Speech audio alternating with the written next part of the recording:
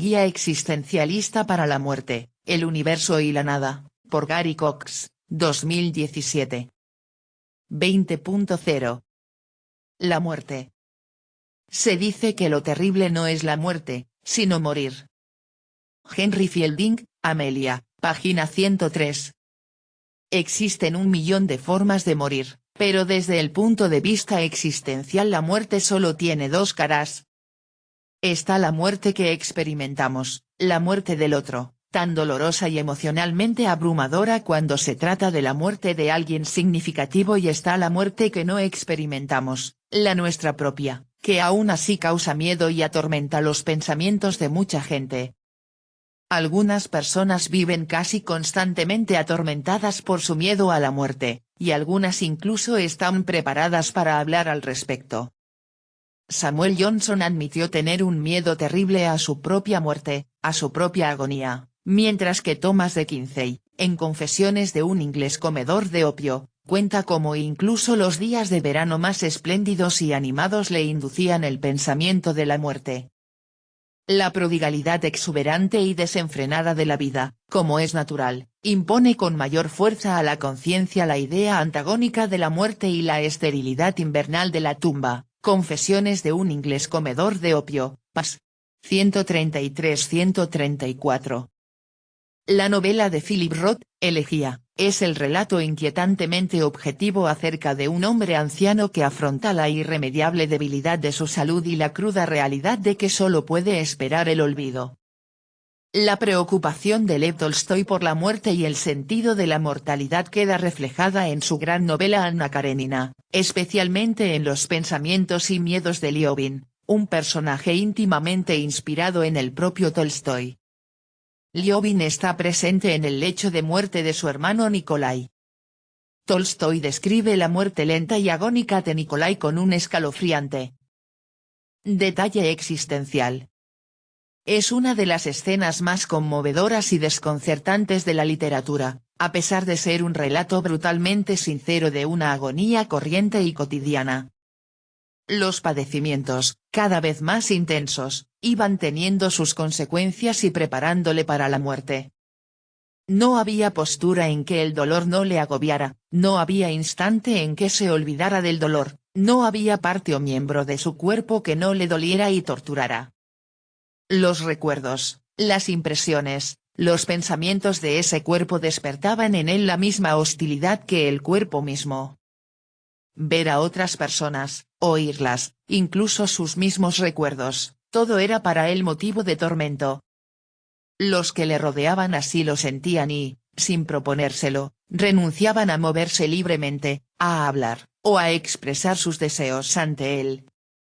Toda la vida del moribundo se reducía a una sensación de dolor y al deseo de librarse de ella. Anna Karenina, página 695. El desgarrador relato de Tolstoy sobre la muerte de Nikolai es especialmente aterrador para cualquier lector que vea en él un posible relato de su propia muerte. Cuesta imaginar que un lector pueda evitar pensar, si no muero de repente en un accidente, así es más o menos cómo serán mis últimos días y horas.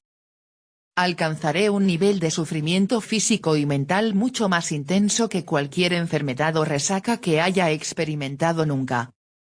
Tan solo los niños, en su ingenuidad y confusión juvenil, temen estar muertos.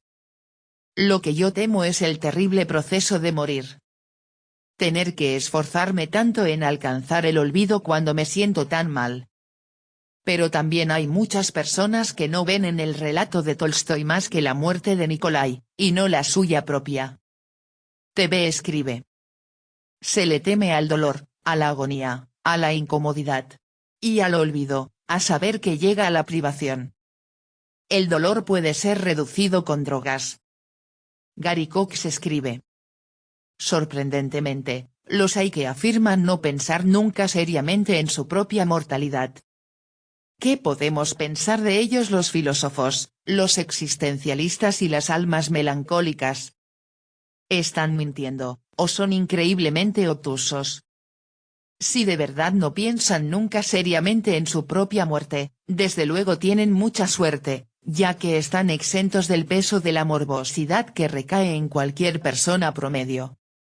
Quizás sean sabios. Han aprendido rápidamente a estar demasiado ocupados viviendo como para afligirse siquiera un segundo por su mortalidad. Al fin y al cabo, no pueden hacer nada con respecto a su mortalidad más que buscar formas inciertas de posponer lo inevitable. Así que, ¿por qué hablar de ello, pensar en ello y preocuparse por ello? ¿Por qué no disfrutar de un poco de saludable mala fe y descartar el tema de inmediato, por considerarlo ridículo e impropio, cuando amenace con asomar esa cabeza tan fea? Nietzsche, un gran pensador que sin duda hizo más de lo que le correspondía en su reflexión sobre la muerte y el acto de morir, se asombra al ver cómo la mayoría de las personas no están dispuestas a pensar en la muerte. Cómo, en cambio, se lanzan a la vida como si fuesen inmortales, como si todos sus pequeños planes y proyectos significasen algo en el gran diseño de la vida. Él ve esta sed de vida como una especie de embriaguez, una locura. Pero se trata de una locura saludable, una tontería beneficiosa que él admira y se complace en observar, aunque es incapaz de disfrutar plenamente de ella. Como escribe en La Gaia Ciencia, el pensamiento de la muerte. Vivir en medio de este laberinto de callejuelas, de necesidades, de voces me suscita una felicidad melancólica, cuánto gozo, impaciencia, deseo. Cuánta vida sedienta y cuánta embriaguez de vida sale a la luz allí en cada instante. Y, sin embargo, para todos estos seres ruidosos, vivaces, sedientos de vida habrá pronto un silencio tal. Como detrás de cada uno está su sombra, su oscura compañera de viaje. Se está siempre como en el instante último antes de la partida de un barco de inmigrantes, hay más cosas que decirse que nunca, la hora apremia. El océano y su desolado silencio espera impaciente detrás de todo el ruido, tan ansioso, tan seguro de su presa. Y todos opinan que lo ocurrido hasta ahora es nada, o poca cosa, que el futuro próximo es todo, y de ahí esa prisa, ese griterío, ese ensordecerse, ese engañarse. Todo el mundo quiere ser el primero en ese futuro, y sin embargo la muerte y el silencio mortal son en ese futuro lo único seguro y lo único común a todos. Qué extraño que esta seguridad y comunidad única no tenga casi ningún poder sobre los hombres y que éstos se sientan por completo alejados de sentirse como una confraternidad de la muerte. Me hace feliz ver que los hombres no quieren pensar de ningún modo el pensamiento de la muerte. La Gaia Ciencia, sección 278, página 211-212, incluso los filósofos y novelistas morbosos aceptan afanosamente la vida más o menos como Nietzsche la describe, y escriben sobre la muerte de la forma más vital posible, como si creyesen que mediante la escritura estuviesen cambiando lo más mínimo su destino final. Como si no podrían vivir, como si no podría nadie vivir. La dura realidad de la muerte no puede cambiar el hecho de que, como reza el dicho, la vida es para los vivos. La postura general de los existencialistas con respecto a la muerte y, por ende, con respecto a la vida es que, para ser auténtica, una persona debe ser claramente consciente de la dura e ineludible verdad existencial de su mortalidad, debe ser consciente de que su vida es un proyecto finito. Esta conciencia debería incitarla inexorablemente hacia una acción positiva, decisiva y valiente, en lugar de hundirla en un miedo a la muerte paralizador que se convierta en un miedo a la vida y en una incapacidad de vivirla al máximo. Mi reflexión sobre la autenticidad en el capítulo 10 terminaba con la promesa de volver a hablar en este último capítulo sobre la noción de Heidegger del auténtico ser para la muerte. Como los demás existencialistas, Heidegger sostiene que el proyecto de la autenticidad implica que una persona afirme las verdades existenciales e ineludibles de la condición humana. Sin embargo, mientras que las explicaciones de la autenticidad ofrecidas por Sartre, de Beauvoir, Camus y otros más hacen hincapié en la afirmación de la libertad, la explicación de la autenticidad de Heidegger, tal y como se expone en su obra Ser y Tiempo, hace hincapié en la afirmación de la mortalidad. Para Heidegger, La autenticidad es principalmente un auténtico ser para la muerte. Como ya se ha explicado antes, Heidegger se refiere a la presencia de una persona en el mundo como Dasein, que significa literalmente estar ahí y hace referencia a la situación espaciotemporal única de una persona en el mundo. Heidegger insiste en que la muerte es la posibilidad más propia del Dasein, ser y tiempo, página 307. Para Heidegger, la constante posibilidad de la muerte en el presente y el hecho inevitable de la muerte en el futuro son centrales al propio ser del Dasein. El presente de una persona es lo que es en virtud de su finitud, que surge directamente de la promesa de la muerte que atormenta constantemente al presente. El auténtico ser para la muerte implica a una persona que reconoce por completo su finitud y la inevitabilidad de su muerte en su forma de vivir la vida. Sí, en lugar de considerar la muerte como algo que les sucede solo a otras personas, por ejemplo, a un desafortunado personaje de una novela de Tolstói, la persona reconoce que ella misma va a morir, entonces deja de verse a sí misma como un otro cualquiera y se da cuenta de que existe como la única posibilidad de su propia muerte. Según afirma Heidegger, la irrespectividad de la muerte, comprendida en el adelantarse, singulariza al Dasein aislándolo en sí mismo, ser y tiempo, página 308. Solo al darse cuenta de que es la única posibilidad de su propia muerte la persona deja de tratarse a sí misma como si fuese una copia de otra persona y de todas las demás. Para Heidegger, este es el auténtico sentido de la autenticidad. La persona auténtica, como una obra de arte auténtica, es el artículo genuino, no una reproducción o una réplica. Aunque su vida puede parecerse a la vida de otros muchos, a pesar de todo, es única, y lo que la hace única por encima de todo es que solo ella puede experimentar y experimentará su muerte. Un guardaespaldas se interpone en la línea de fuego y recibe un disparo fatal que iba dirigido al presidente. El guardaespaldas ha muerto por el presidente, pero no por ello ha experimentado la muerte del presidente. Tan solo el presidente puede experimentar su propia muerte en algún momento del futuro. Nadie puede tomarle al otro su morir. Punto. El morir debe asumirlo cada Dasein por sí mismo. La muerte, en la medida en que ella es por esencia cada vez la mía, ser y tiempo, p. 284. En opinión de Heidegger, solo cuando una persona es plenamente consciente de que debe morir y actúa en consecuencia podrá empezar a existir de verdad y a vivir por sí misma.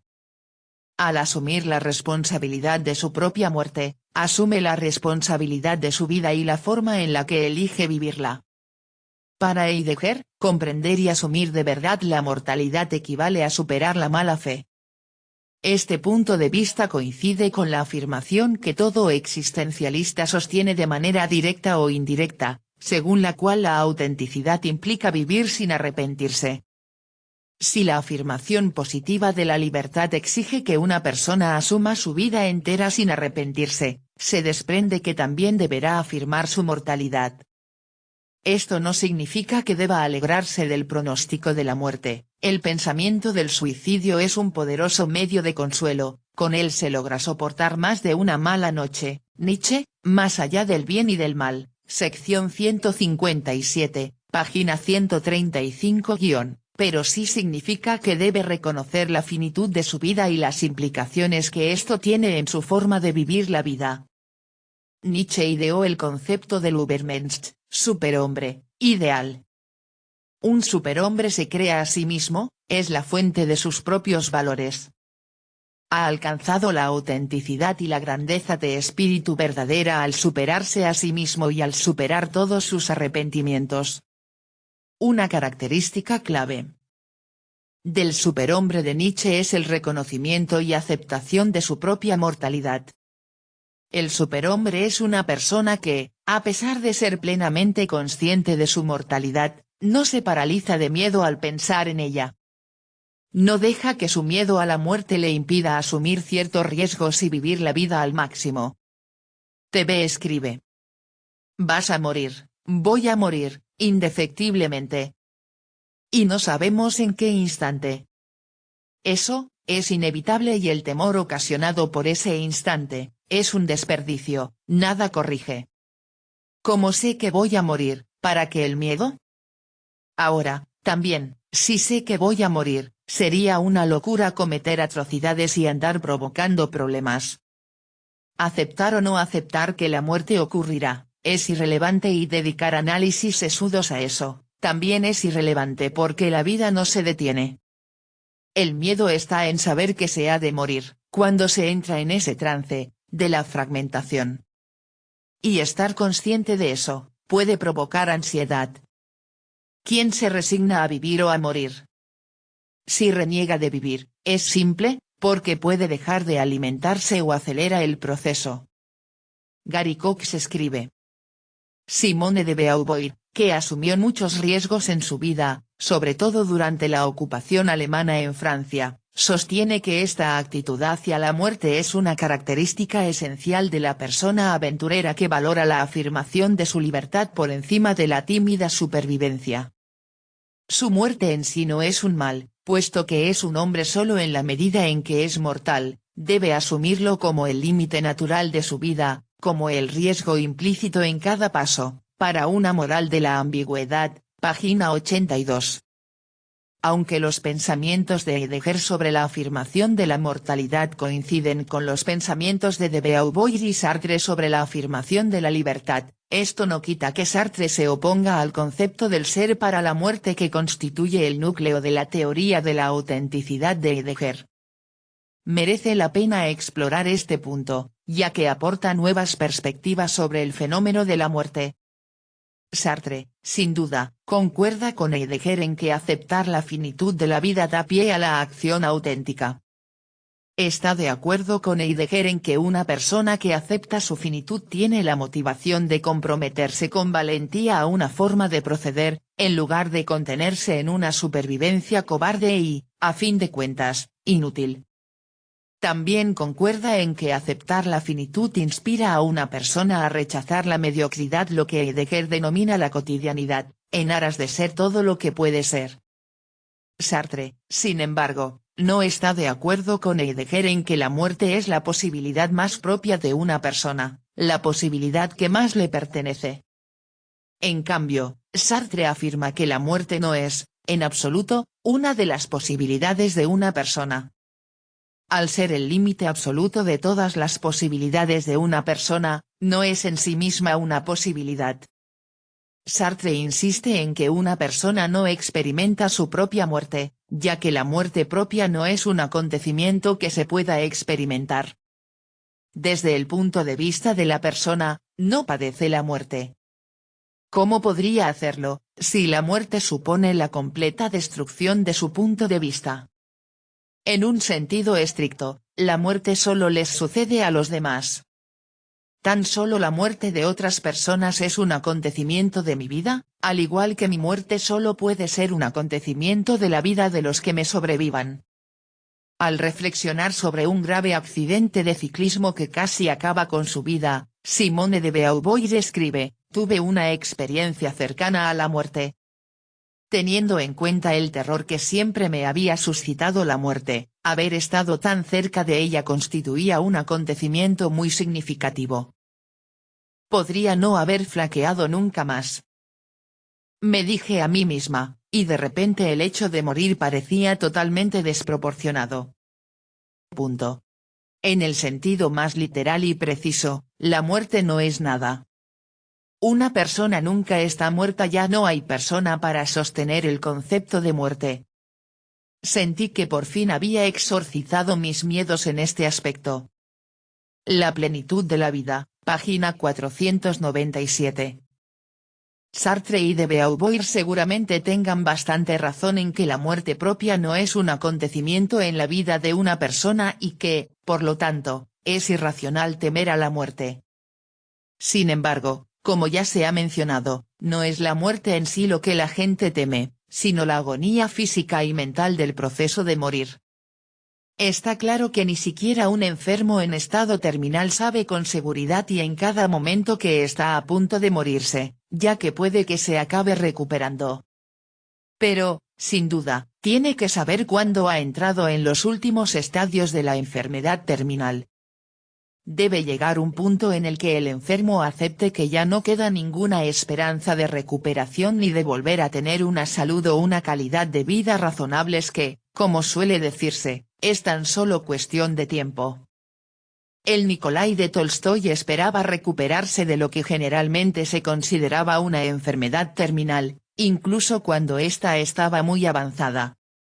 Pero en la etapa extrema descrita en el fragmento anterior, incluso él sabía que el juego se había acabado, que estaba muriendo, que no había vuelta atrás y que más o menos en un par de días estaría muerto. De Beauvoir, por lo tanto, afirma dos cosas: había logrado exorcizar su miedo a la muerte, porque la muerte no es nada, y su miedo a morir tras una pérdida de consciencia instantánea e inesperada. Pero, sin duda, no puede querer decir que había logrado exorcizar su miedo a morir como el pobre Nikolái, de forma lenta, dolorosa y con plena consciencia. Desde el punto de vista de Sartre, una persona que es realmente consciente de su mortalidad y que vive su vida en consecuencia no está sujeta a un sentido de ser para la muerte del mismo modo que un condenado a muerte que espera su ejecución. Sartre llega a afirmar que, si una persona ve hoy su muerte más cercana de lo que lo estaba ayer, se equivoca. Está claro que la persona vivirá un número determinado de días, pero no está en lo cierto si piensa que, con cada día que pasa, utiliza una especie de cupo. Se equivoca, porque tal cupo no existe. Podría morir hoy o mañana, o dentro de muchos años. Es inevitable que muera algún día, pero el momento de su muerte no está predeterminado. TV escribe. Algunos dicen, al despertar, este es un día más de vida y un día más cercano a la muerte. Eso es irracional, pero en cuestiones de cercanía al momento de morir, es una certeza. Gary Cox escribe. Parece un argumento acertado, siempre y cuando no hablemos de una persona in extremis. Sin duda, Nikolái sabe que, en el sentido descrito más arriba, su muerte llegará pronto. Pero, como bien diría Sartre, no puede sentir la muerte acercarse como una tormenta, y no conoce el momento preciso en el que expirará. La perspectiva principal de Sartre es que, cuando una persona está muerta, los demás pueden indicar el total de sus días, pero ese total no estaba fijo de antemano mientras la persona vivía, y su vida no consistía en alcanzar ese total. Solo un condenado a muerte tiene un cupo de días, pero incluso éste puede recibir un indulto inesperado o morirse de una gripe antes de llegar a la guillotina. La cuestión es que la proximidad de la muerte cambia con las circunstancias. Si ayer una persona tenía una fiebre muy alta, estaba más cerca de la muerte ayer de lo que lo está hoy, cuando ya se ha recuperado. En resumen, una persona no experimenta su propia mortalidad, su finitud, como tal. No se experimenta a sí misma en el progreso hacia un encuentro con la nada y la destrucción de la muerte no se experimenta como un ser para la muerte. Incluso una persona in extremis, aunque sepa que el final está próximo, desconoce la distancia exacta hasta la línea de meta y el momento exacto en el que la alcanzará. Y, al hacerlo, la persona no la alcanzará, ya que habrá dejado de existir. Simone de Beauvoir murió en 1986, pero su alma mortal y sus miedos mortales perduran en el siguiente fragmento, que sirve de conclusión para este capítulo y para esta guía existencialista para la muerte, el universo y la nada. A veces me parecía que, si conseguía estar allí en el instante exacto de mi muerte, si coincidía con ella, entonces la obligaría a ser, este sería un modo de preservarla. Pero no pensé, la muerte nunca estará a mi alcance, nunca seré capaz de concentrar todo el horror con el que me inunda en un espasmo final y universal de agonía. No hay ayuda posible, quedará el miedo pequeño y remilgado, los persistentes pensamientos nocturnos, la imagen banal de una línea negra concluyendo la sucesión de espacios medidos que permanecen durante años y después, nada más que una hoja en blanco. Nunca entenderé la muerte, lo único que conoceré será este preludio ilustrativo, mezclado con el sabor de mis días. La plenitud de la vida, página 604. TV escribe. Ante el misterio de la muerte, las culturas han procurado aliviar la ansiedad, la tensión, el miedo al introducir la creencia o esperanza de la continuidad del ente viviente bajo otra forma de vida. Fue necesario introducir la idea de que al morir algo permanece invariable, pero lejos de esta dimensión. Sin embargo, solo son creencias que no se puede probar ni experimentar, ni pueden ser enseñadas. Vivir con el temor a la muerte, es patético, no soluciona nada ese temor. Y también, nada hay por solucionar. Así es la naturaleza, vida, muerte, reciclaje,